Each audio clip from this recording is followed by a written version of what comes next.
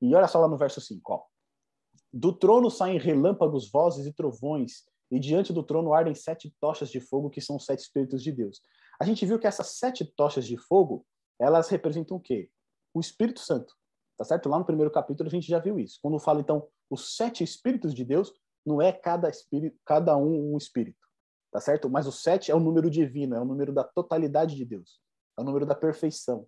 Então é o Espírito Santo. Então dizer que é 7 espíritos é a mesma coisa de dizer o Espírito Santo. E essas 7 tochas de fogo também representam o Espírito Santo. Tá? A gente já viu isso já no capítulo 1, no verso 4. E um ponto que é interessante aqui para a gente também, quando fala, né, que do trono saem relâmpagos, vozes e trovões, essa imagem, ela ecoa o Monte Sinai. Quando Deus desceu no Monte Sinai e entregou para o povo o quê? Os seus mandamentos. Né? O livro da sua lei. Se a gente for lá em Êxodo capítulo 19, verso 16, a descrição é a mesma, tá certo? O que aconteceu com o Monte Sinai? Havia o quê? Relâmpagos e trovões. E diante até daquela cena, o povo se espantou com aquilo, né? E pediu até para que Moisés fosse lá e falasse com Deus para que eles não fossem mortos. E mais para frente vai ser dito que ali no Monte Sinai, Deus estabeleceu o seu trono.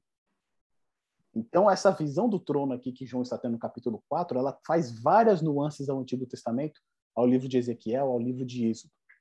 Tá? Então, no verso 6 diz o que mais lá para a gente? Ó.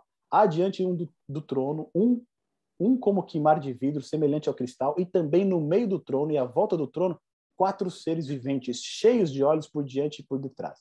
E quando a gente tenta imaginar esses 4 seres viventes, cheios de olhos por diante e de trás, a gente fica um pouco, né, assustado.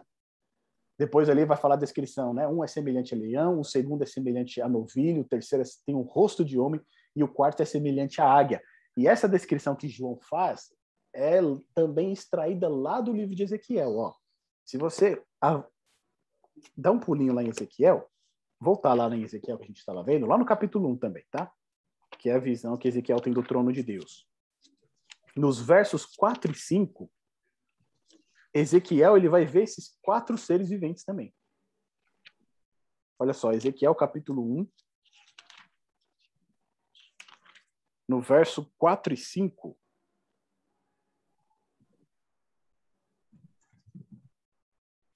Ele vai falar a respeito disso. Ó. Quem encontrou aí pode ler para a gente, por favor.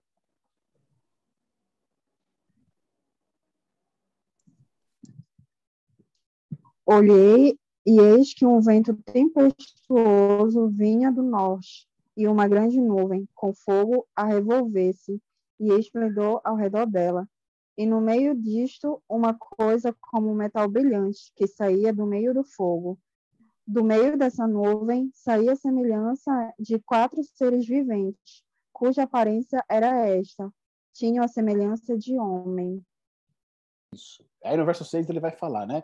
Cada um tinha 4 rostos, como também cada um deles 4 asas, e os seus pés eram pés direitos, e as plantas dos seus pés como a planta do pé de uma bezerra, e luziam como a cor de cobre polido, e tinham mãos de homem debaixo das suas asas. Então a gente vai ver que essa visão de Ezequiel, que a Carolina leu para a gente, é a mesma visão que João está tendo desses 4 seres viventes que estão ao redor do trono de Deus. E por mais que eles expressem a figura que eles estão vendo, né, a imagem que eles estão vendo, como, por exemplo, um leão, um novilho, um rosto de homem, de águia, a gente não pode interpretar isso literalmente, tá certo? Lembra? Esse era um daqueles princípios que a gente viu lá nas 8 chaves para entender o livro de Apocalipse. Quando alguma coisa parece muito diferente para a gente tem que interpretar de uma maneira simbólica. Então, esses 4 seres que estão ao redor do trono de Deus, quando diz que é semelhante ao leão, tem um propósito por isso. Se a gente olhar na ordem da criação, o leão, vamos dizer assim, ele é o maior dos animais selvagens, tá certo? Não digo o maior em tamanho, né? Mas vamos dizer assim, em importância, tá certo? Né? Ele é até chamado do rei da selva. Então, o leão, ele é o maior dos animais selvagens. Quando a gente fala do novilho, do bezerro ou do boi, ele é o maior dos animais domésticos, pela sua força, pelo seu serviço, tá certo? O leão, pela sua braveza, pelo seu porte. O terceiro que diz ali, né? O terceiro como rosto de homem, eu vou deixar isso por último, vamos falar da águia. A águia, ela é a maior dos animais, das aves, tá certo? Ela é considerada a mais importante. Quando você olha nos antigos impérios, todos tinham o símbolo do quê? De águia, né? Roma tinha o símbolo da águia, né? Até a Alemanha, depois, quando foi, né, dominada pelo nazismo, eles tinham a imagem da águia lá. Os Estados Unidos têm a imagem da águia, é o símbolo dos Estados Unidos, tá certo? Então, das aves, a águia é a mais importante. E o homem? O homem é a coroa da criação. Das criaturas de Deus, ele é o mais inteligente. Quando a gente olha a ordem da criação, né, o homem falando no geral, homem e mulher, eles são os últimos a serem criados, tá certo? Eles são a coroa da criação. Então, quando diz esses 4 seres viventes, e é interessante ele usar esse nome, seres viventes, por quê? Esses 4 seres viventes com essas características, eles representam toda a criação de Deus. Os animais, né, em cada um na sua esfera ali, o melhor dos animais selvagens, o melhor dos animais domésticos, o melhor da ave, e também a coroa da criação, que é o homem. Tá certo? Então, esses 4 animais ali diante do trono de Deus representam toda a criação de Deus. E a gente vai ver que isso está em total harmonia com o final do capítulo 4. Olha só, esses 4 seres viventes, eles não têm descanso, nem de dia nem de noite. Por quê? Eles proclamam: Santo, Santo, Santo é o Senhor Deus Todo-Poderoso. Ou seja, esses 4 seres viventes ali, eles estão ali para servir, para adorar, para exaltar, glorificar a Deus. E quando a gente olha as visões lá de Ezequiel, a gente vê que o trono de Deus, ele é um trono móvel, tá certo? Ele não é um trono que está fixado num lugar só. E quem é que conduz esse trono para os lugares que ele tem que ir? Esses 4 seres viventes. Tá certo? Então, esses 4 seres viventes são os responsáveis por conduzir o trono de Deus para determinados lugares. E eles estão diante do trono sempre clamando: Santo, Santo, Santo. E aqui a gente tem uma outra visão do Antigo Testamento, né? Lá em Isaías, no capítulo 6, no verso de 1 a 3, quando o profeta ele tem a visão do trono de Deus, ele vai relatar exatamente isso. Olha só. Isaías, capítulo 6. Vamos ver com a gente? Isaías, capítulo 6. Se você estava em Ezequiel, é só voltar um pouquinho, tá? Volta aí o livro de Lamentações, Jeremias. Vai lá no capítulo 6 de Isaías, no verso de 1 a 3. Quem encontrar, por favor, fica à vontade para ler para a gente.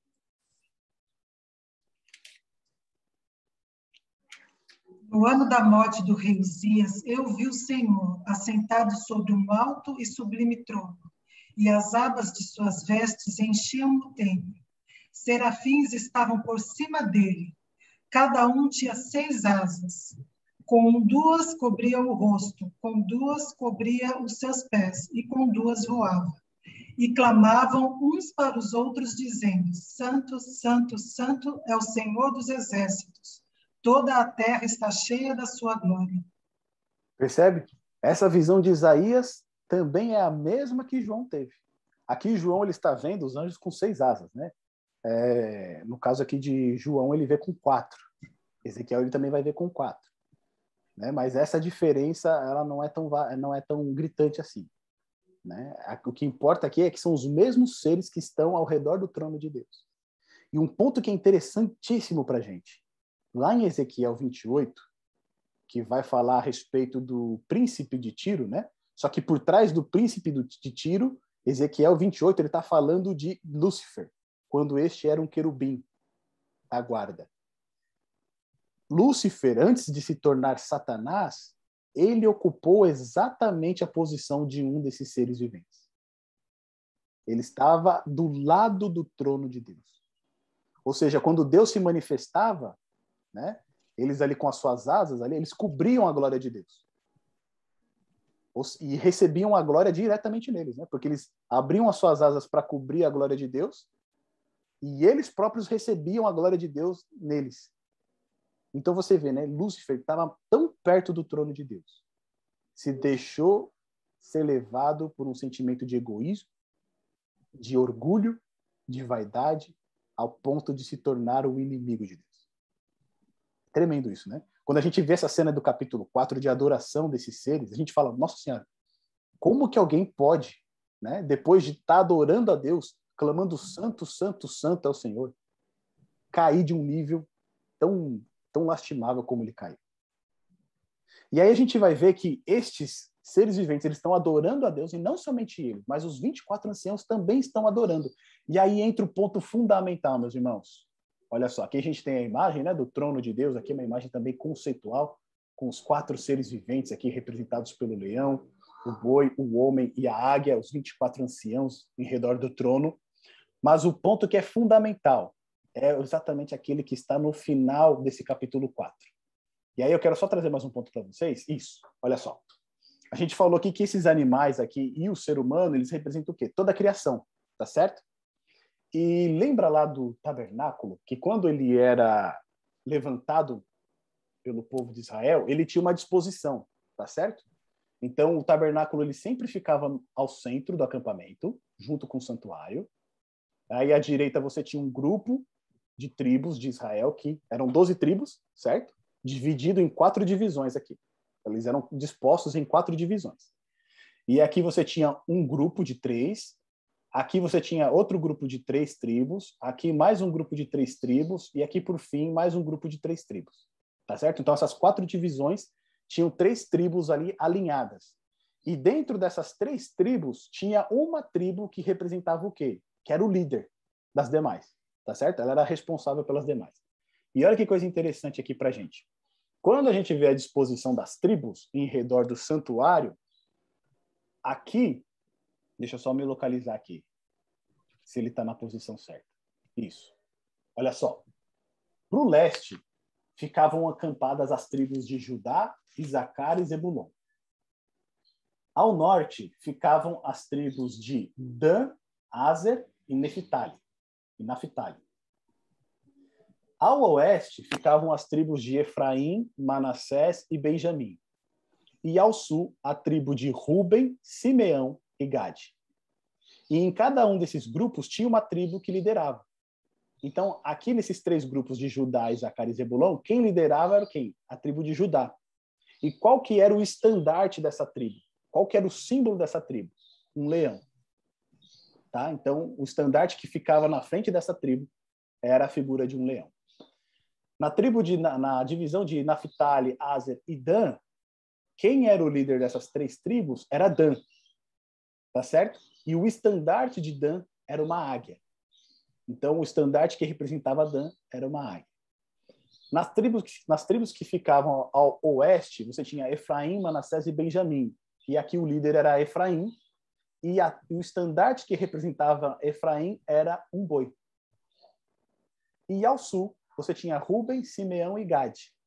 E Ruben era o líder e o estandarte que representava Ruben era o estandarte de um homem. Ou seja, as mesmas figuras que nós temos em volta do trono de Deus era como as tribos se dispunham em redor do santuário aqui na Terra. Tá certo? E quando a gente começa a estudar a Bíblia, a gente começa a perceber algo que é interessante. O povo de Israel é uma representação do governo de Deus no universo. Tá certo? A gente vai perceber isso quando a gente estuda a Bíblia, a gente vai percebendo isso. Que o povo de Israel é como se fosse uma miniatura do governo celestial. E depois ele se expande, né?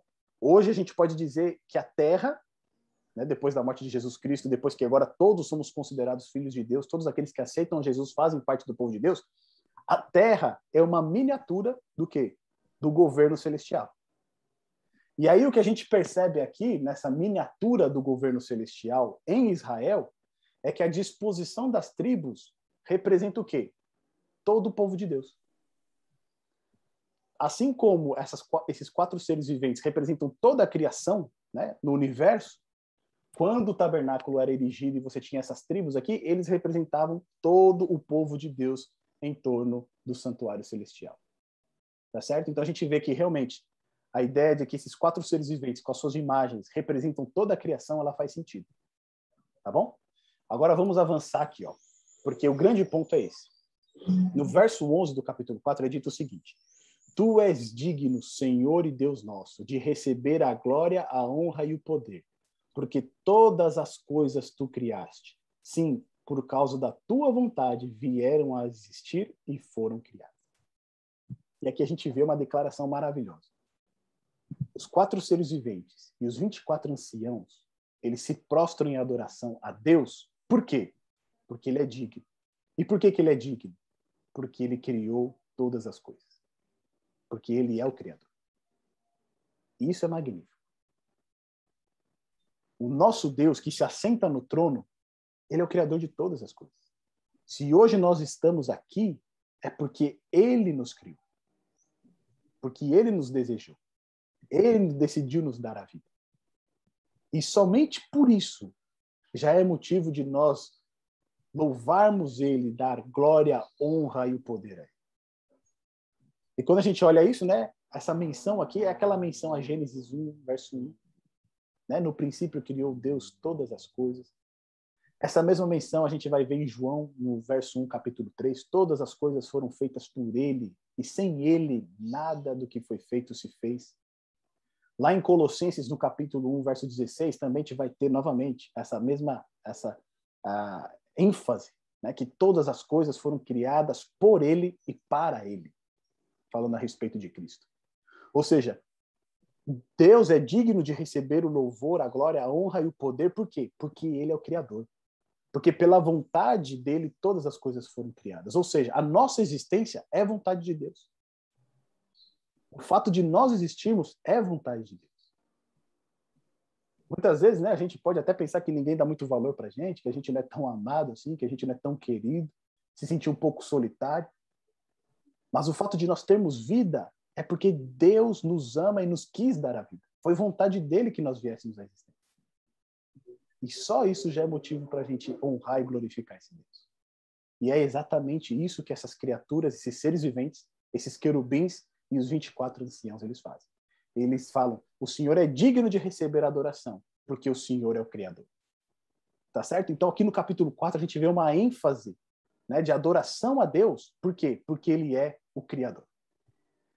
Meu amigo, minha amiga, se você gostou desse vídeo, se você foi abençoado por este conteúdo, eu gostaria de convidá-lo a deixar o seu like, fazer o seu comentário e compartilhar esse vídeo também por quem tem interesse por este mesmo assunto. Também não posso deixar de pedir para você se inscrever no nosso canal, para assim você ajudar a divulgar ainda mais o nosso canal para aquelas pessoas que precisam receber estes estudos e também essas mensagens. Que Deus te abençoe.